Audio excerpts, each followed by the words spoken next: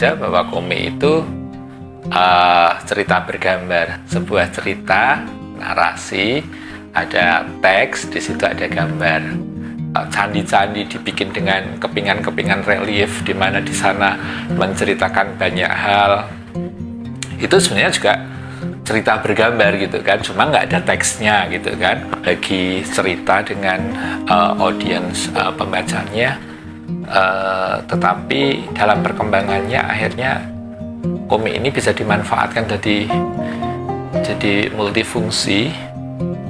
Ada komik yang sering dipakai untuk iklan. Kalau misalnya ada waktu luang, kayak waktu senggang gitu, ya udah baca komik, kadang buka dari web gitu kan, atau misalnya baca webtoon juga kadang kayak gitu. Kalau saya menggambar itu kan bagian dari sini ya Pak. Pastinya yang pertama itu ekspresi ya Pak. Salah satu cara saya untuk mengekspresikan apa yang saya rasakan. Terus komik berbicara tentang media gitu atau bentuk, itu ada komik buku, ada komik strip. Ya, kalau komik strip itu biasanya cuma ya 3-6 adegan panel selesai atau itu bersambung gitu.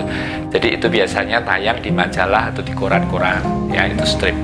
Tapi kalau komik buku ya tentu saja seperti yang kita ketahui, kita beli buku misalnya buku apa sih, Naruto atau Shinchan atau apalah gitu. Nah itu komik buku. Oke, produksi komik itu nggak sesederhana yang dibayangkan loh. Ya, saya kalau misalnya bikin itu kadang saya harus menentukan cerita dulu deh. Setelah cerita jadi, aku harus bikin tokohnya, gitu kan, bikin karakter tokohnya. Setelah bikin karakter tokohnya, ini settingnya itu di mana ya? Ini kira-kira tahun kapan ya? Settingnya di suatu tempat tahun itu kira-kira kendaraannya, bentuk bangunannya kayak apa? Itu harus aku pelajari loh, gitu kan. Beda kalau misalnya cuma nulis gitu kan. Misalnya malam itu suasana hujan, dingin dan mencekam, orang bisa nulis gitu. Saya harus memvisualisasikan bagaimana kondisi malam saat hujan mencekam gitu kan, biar orang itu nggak harus membaca feel-nya, dia masuk di situ kan gitu. Karya Udin ya, wartawan Udin, itu sebuah kejadian yang mungkin sudah puluhan tahun yang lalu, di mana seorang wartawan koran yang akhirnya mati terbunuh karena beritanya. Itu saya diberikan seperti clipping itu, wah banyak banget, dan saya harus mencari kan itu kan, difoto, harus saya gambar ulang gitu. Dan itu seru. Bukan masalah nilainya, tetapi bagaimana proses saya untuk menghadirkan kembali sebuah peristiwa yang puluhan tahun yang sudah dilupakan untuk kita angkat lagi gitu ya. Ya, bagaimana proses pembunuhan ini pun mungkin belum pernah ada orang yang menggambarkan. Biasanya cuma tulisan ya, diberi peta-peta. Saya itu sampai mendapatkan peragaannya, sampai bajunya bagaimana, yang membunuh itu menggunakan media apa, dan saya harus bikin gambarnya itu di depan dia saksinya itu.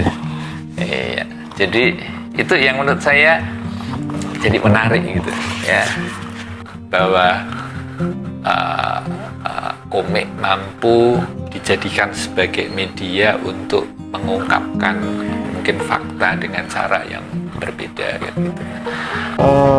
Sebagian orang mempercayai bahwa era komik atau buku kertas itu udah selesai gitu ya. Artinya sebagian besar orang itu meyakini bahwa era itu udah selesai, kemudian sehingga bukan sebagian lagi, hampir beberapa orang termasuk penerbit mulai pesimis tentang masa depan komik ya, masa depan sesuatu yang bersifat kertas. Kemudian akhirnya mereka mulai lari ke arah, artinya ngikutin tren arah digital segala macam. Kalau saya sekarang hampir semua orang mengarahkan diri bahwa era digital akan mengalahkan paper. Oke, nggak bisa dipungkiri teknologi ini akan memberikan perubahan signifikan dalam peradaban apapun, bentuk apapun gitu. Menurut saya mau bentuknya apa, nggak masalah, spiritnya sama. Itu kan cuma medianya. Kamu mau gambar di tembok seperti ini, kamu mau di kertas atau di digital, itu kan cuma masalah pilihan medianya. Mau di foto, mau bentuknya apa, nggak apa-apa, spiritnya masih sama kok.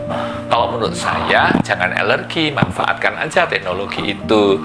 Artinya banyak loh warga masyarakat yang sekarang merasa lebih nyaman membaca menggunakan pad, laptop, bahkan pakai HP. Kalau misalnya